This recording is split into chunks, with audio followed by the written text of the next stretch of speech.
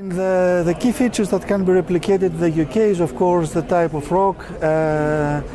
In the UK we have the same type of petroleum source rocks, especially black shales with a lot of oil and gas, very similar to the ones that they exist in the United States. So using a technology transfer from the United States to England, you can easily replicate the success of shale gas exploration and production in this country. Can the US shale gas revolution be replicated? The answer is yes, but with great difficulty. And the reason for this is you have to understand why the shale gas revolution happened in the United States in the first place.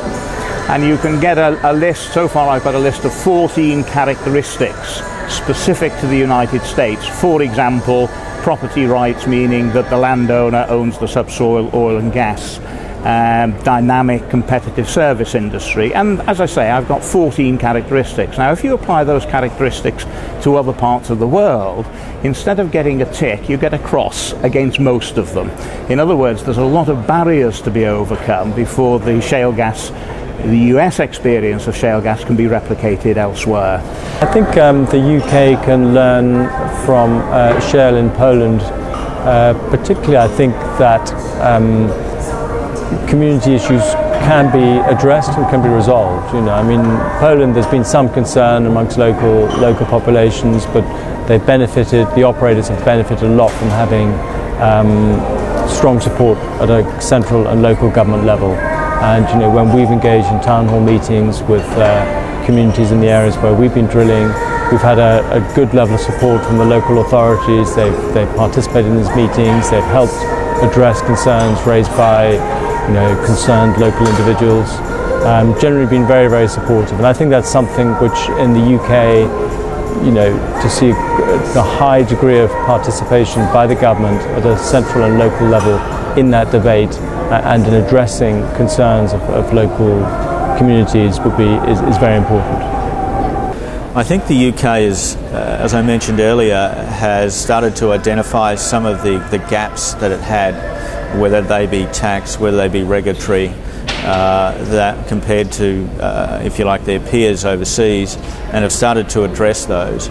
I think they need to go further, because if they are going to attract the serious companies into the UK shale opportunity, it needs to be competitive at all levels, including profitability.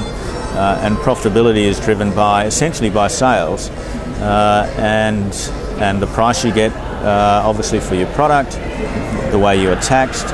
And I think there's still some work to do in that area here in the UK if they want to attract the major players out of the US who are going to bring the expertise that's going to be required to unlock the shale gas here.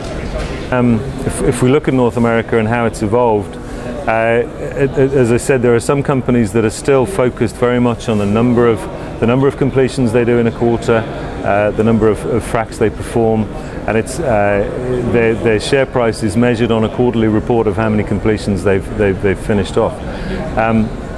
In order to make the investment in more expensive, more complex completions that are going to drive production through, I think we see a number of mid to large cap companies.